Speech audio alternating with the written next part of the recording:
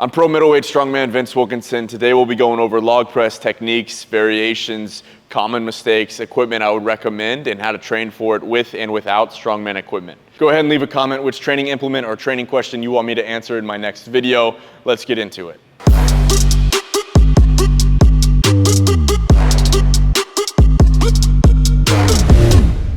First thing I want to note on a log is you're going to have different sizes and you're going to have different brands that have different weights. So this is a 12-inch log. Generally, you're going to see an 8-inch, a 10-inch, or a 12-inch log. That's basically the diameter here, so the width of the log. What happens is as that gets bigger, it gets farther and farther and farther out away from you, the center of mass especially, and it's going to, one, pull you forward, and it's going to change the way the lift works a little bit. Women generally, I believe, use the 8 or the 10-inch log. Men generally are going to be in that 12-inch log for most competitions.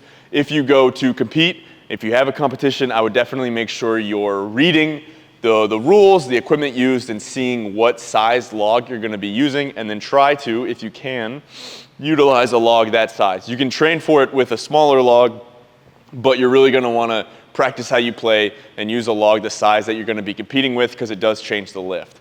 The difference between a log and a barbell, like we said, is instead of your hands being like this, they're going to be like this, and instead of the center of mass being right here on your body over top of your body's center of mass, it's going to be a little bit farther and forward of you. So it's going to be a little bit more difficult. You're going to be leaned back. You're going to be in a different position is the biggest thing. But with proper technique and some adjustments, we can make sure that that's not an issue for you and you can crush the log press. Very first thing before you even pick up the log, I'm going to recommend you tilt it forward so the handles are slightly at an angle away from you. What that's going to do is set up your position in your lap and then allow you to better roll through into your rack position. So it's going to help you get a better rack position by setting those a little bit forward canted before you pick them up. If you pick them up backwards or just straight on, it's going to be a little bit more awkward getting your elbows all the way through in your rack. First step of the log press is the log clean, which starts by getting it into your lap. Most common mistake I see here is grabbing the log and rowing it rather than picking it up like a deadlift. So you're going to be able to row it at lighter weights, especially if you're a strong individual, and that gets into the 275, 300, 400 realm. You're not going to be able to row the log. You're going to need to deadlift it. You also don't want all that strain on your biceps and your arms when you can just pick it up like a deadlift. I know for a fact you can deadlift more than you can row. So the difference with what that looks like is a row is going to be like this. The deadlift is going to be standing all the way up. Notice how I got a bit of a shrug here to really get that log up and all the way extended. And then I'm sitting back down into it, keeping the log or trying to get the log high on my chest. So I'm sitting deep. The log is sitting almost on my knees, forward on my quads. But you really want to get that as deep as you can so that you can get your chest on it as much as possible. Again, tilt the log forward. We're not doing a row, because then you're in a weird position. Notice how it's way lower on my chest. Instead, we're doing a deadlift, standing all the way up, sitting down. Now it's pretty high on my chest. My elbows are high. My hands are canted forward, and I'm in a better position now to do the actual clean. I have to move my mic or I'm going to have a bad day. Once the log is in our lap, the next step is getting it up to our rack position. So the rack position is where we're going to be to execute most variations of the log press besides the Viper. We'll talk about the Viper press as well a little bit. It's different in that it doesn't go to the rack position before getting into the press. But keys with getting from your lap to your rack position, you're going to want the log high on your chest. You're going to keep your elbows pretty high and pull into your body tight. I'm really using like this muscle right here to keep the log tight to my chest. So where people wear the grip shirts, you can put chalk on your shirt to try to keep that log tight to your chest, because we're not doing with the log down here or loose, using our arms a lot to try to power clean this thing. It's not how log press works. We're keeping it tight, and then we're letting the log roll over. Notice how it's circular, it's spherical. It'll roll a little bit. We want to make the log do the work, not our arms, not our biceps. Your biceps aren't strong enough for that. So, tilt it forward, deadlift, high shrug, high on my chest, Down here, high on my chest, elbows high. Notice how I stand up, lean back a little bit, and let the log roll through. Two things I want you to look at in my rack position is where my elbows are in relation to the ground, pretty much that parallel, and the opening of the log cutouts, where those are sitting. Notice how the cutouts of the log are showing a lot to the people in front of me, all right? So if you don't see those from the front of your rack position, you need to work on your mobility, getting your elbows higher, getting that log rolled through more before you get into your press. Again, from the front. Handles tilted forward, bend, pick, high shrug, high on my chest, roll through. Having those elbows high in that rack position is going to do a couple things. It's going to keep the center of mass of the log more over the top of your own center of mass, so that's going to pull you forward less and allow you to better get a good dip without coming up in your knees. It's also going to keep you from, in your dip, letting the log fall forward. If this happens, you're going to have terrible efficiency in getting the power from your legs and your dip into your press. Here, where it's stable, is going to be a lot more efficient in transferring that power from the dip to the press. Kind of already alluded to this, but the real key to the log press is efficiently transferring the power from your dip, from your triple extension, your ankle, knee, and hip extension, triple extension here, into your upper body, into your press. If you think of the log press as a general press, like you're strict pressing the log, you're going to be limited a ton by your overhead pressing strength. And if your world's strongest man level Brian Shaw, like they can probably get away with a lot more upper body focus. You in particular need to really get efficient about getting the power from your dip into your press. And the more efficient you are at that, the better your log is going to move, the more weight you're going to be able to press. There's a lot of different variations once we're at the rack. That's kind of where the variations now start to branch off. So you're gonna have the strict press, which I would never recommend doing in a competition. That's not going to win you anything for the most part. The push press, which is where we are in the rack, we do the dip, and then we just go straight into the press. We're going to have the push jerk, where you do your dip, and then catch. The difference there is you're doing your dip, drive, catch in a dipped position, but your feet pretty much stay in the same position. I've heard other guys, I think Jordan Wikulis, however you say that, go watch him on Instagram, he's good at pressing.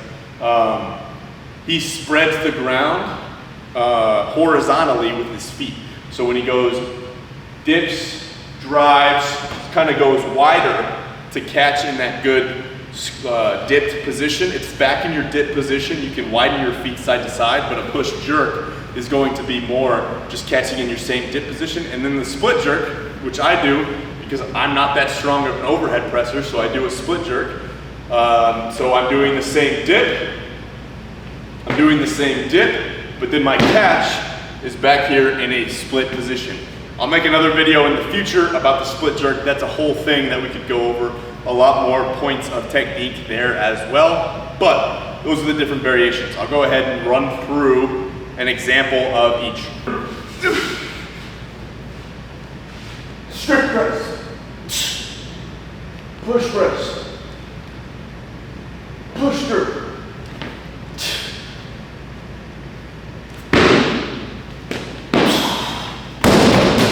a lot of common mistakes I see here is in the dip. We're not using our hips, and we're pretty much just going straight like this into our knees. That's not a powerful position. We don't want everything to just be like this. We want as much as possible to be down and up. I want you to get your hips involved. The hips are key. That's where a lot of your power is going to come from. That does not mean trying to squat back. You're not going to be able to squat back very effectively. It's just going to pull you forward with the log. What we are going to do, think about having a wall right behind me, and we're just sinking and then up. So imagine there's a wall behind me. I'm trying to slide down the wall and up the wall without any like forward or backward motion to get the hips involved. And then I'm coming up. You should be up on your toes in your press, and then you get to your catch of choice. Another common mistake I've already mentioned is in the dip, not keeping elbows high, and when you go to dip, it'll roll forward on you and then trying to press. And now you're in a worse pressing position because you're not keeping those elbows high, you're not keeping the log locked in your rack position and letting yourself slide forward, which is gonna pull you out of position, pull you forward, give you a terrible press. The last variation is the Viper. So the difference is you're going from your lat now straight into a press. It's going to be more about momentum and power. Again, I mainly split jerk, so that is where I am most efficient. That's where I have the most expertise. People who are good at Viper presses is like Nicholas Camby. I would go watch his stuff if you're very interested in the Viper. Generally, I save the Viper for when it's an event that has a log that is a lot lower than what my max log press is. I can split jerk about 330 to 350. I'll usually use a Viper if it's something like 260 because it's going to be a lot faster, right?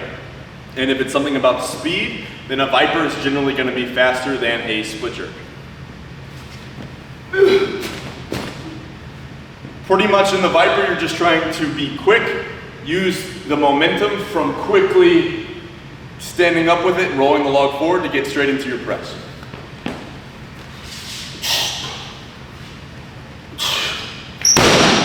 Too powerful, almost made myself fall. One more time.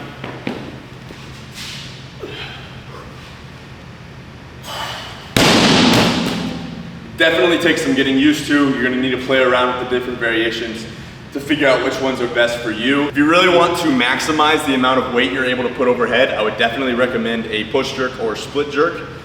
But if you're a very strong upper body individual, you might be able to get away with a push press. I've seen some people whose strict press is actually better than their push press or push jerk, usually using a technique where they're here and then they drop their body to get under the log. I've also seen Nick Hine, who is a strongman coach and 105 athlete, recommend a push, like a lean back method. So they're getting into the push press and then leaning back and then coming forward. Again, not my area of expertise. If you're interested in that, I would go look at his stuff. Let's talk equipment and what I would recommend you use.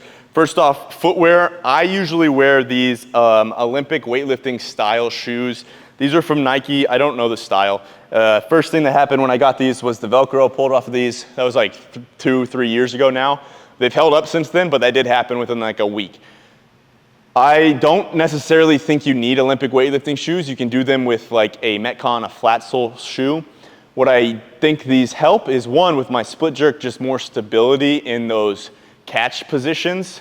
It's gonna give you a wider base, a wider heel. It's going to raise your heel up a little bit, which I think can also help in your dip positions, just putting you in proper positioning to help your press. So I don't think you need them. You should probably try them out along with a flat shoe to see which one you feel better with. Just make sure it's not pushing you to where you're now going over on, like your knees are going over your toes extremely.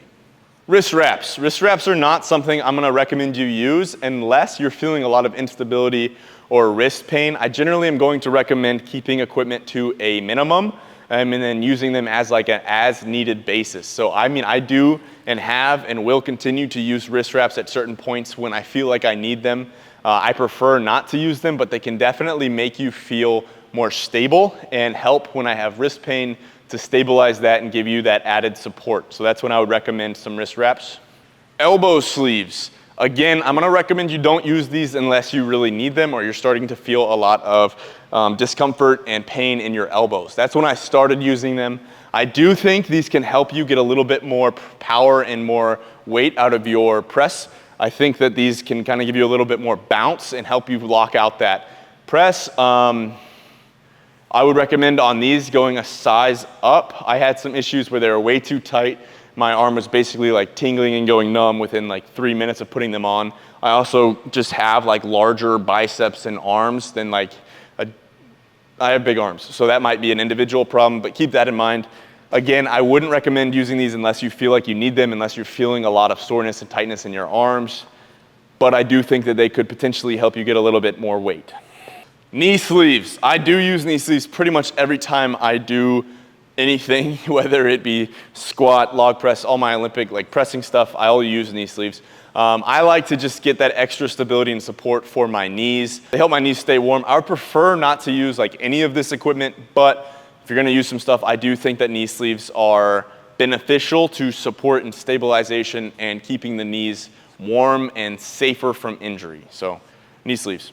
Lastly, I usually wear a belt. Sometimes I think having the belt on actually helps me because it gives me a slight shelf, almost a slight rack to like when I'm in my lap position to kind of rest the log upon. I wouldn't build a need for that, but it does help me sometimes when the log's heavier to keep it higher on my chest and then get that good roll through. So I would recommend a belt. Sometimes I'll wear a soft belt and then the hard over belt. I try not to do that too much. I prefer just a regular belt if you're gonna be doing that, just to help you brace, to give you that slight shelf to put the log on, to help you in your log press. That's all the equipment I believe I would recommend. Let's move on to how to train for the log with and without strongman equipment.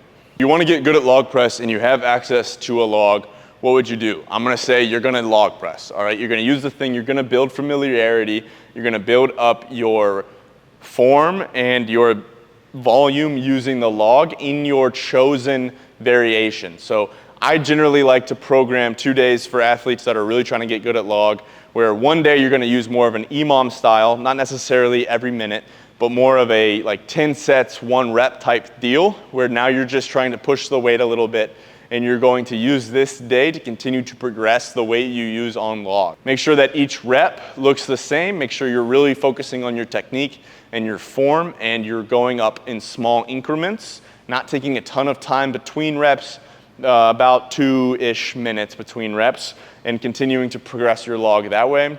And then on the second day, I would recommend a little bit more volume, where you're doing at least 3 reps or so at a lower weight. Again, really focusing on your technique and your form, trying to build volume in your chosen variation, dialing in the form, because the form and the efficiency with which you transfer power from your dip to your press is going to make all the difference for your actual press. All right, now let's say you want to get good at strongman things, but you don't have a log. What would you do? I would recommend continuing to build your overhead press and your strict press.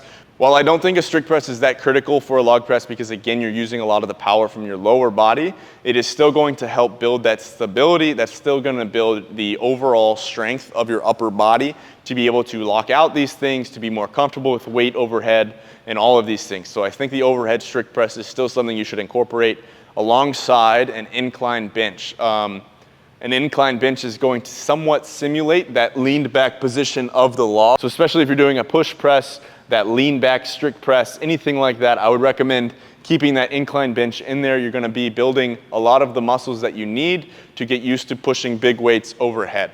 Next, we want to build the lower body. So the front squat is going to be huge. It's going to, one, simulate that position from your lap to your rack pretty effectively, help you build that quad strength, help you build that core and back strength you need to keep that weight on your chest and get it up to your rack position. It's also going to be a main driver of the power you're able to generate from your dip into your press. So the front squat is critical. One thing that also helped me was when I did some like quarter dips to kind of simulate your log dip positions. So whether you do it with an actual log or with a regular barbell, do some where you're just going down into your dip and then back up. So definitely not a full front squat. You can go fairly heavy on these, just getting used to getting into that dip position and building that mind muscle connection in your dip position and then coming back up without going too far over your knees. Finally, if you're training without strongman equipment, and honestly, even if you are, I would recommend doing some power cleans into your push press, your push jerk, your split jerk, something like that. You don't necessarily need to do the power cleans. You can just do it out of a rack or off blocks as well. But getting, again, that volume in the push press, push jerk, split jerk, because that is going to be how you kind of put it all together and build your ability to press overhead. If you learn that variation in the barbell, it's going to be far easier to then transfer to a log than if you were just trying to learn that on the log initially, or you're just trying to throw it in on a log press. Once you have that skill, it's going to be a lot easier to transfer it to the log press and just do it in strongman. The power clean itself does not really translate to a log clean. However, it's going to build your back muscles. It's going to build your upper back, your traps, your pulling motion. It's going to make you a more powerful, explosive, and better athlete, which one is going to make you better at the log, but also just in general as a strongman athlete. Being more powerful, being more explosive, stronger, that's always going to benefit you. So that is one I would also recommend including. Lastly, I'll say if you do have access to a multi-grip bar where you can have your hands like this rather than like this on a barbell, that is going to help and be more specific to the log press and to some of the other things in strongman. Additionally, you can use dumbbells. It's going to be really hard to use dumbbells and get used to the bar being like center of mass out here, but you can get used to it in doing your presses like so to get used to that form of your hands being slightly shifted. It's not going to change everything, but it is going to change a little bit and be slightly more specific to the log press. All right, beasts, that was the log press. Thank you for watching the video. Let me know if you have any questions about anything I talked about today. And remember, life's short, lift heavy, go to the gym.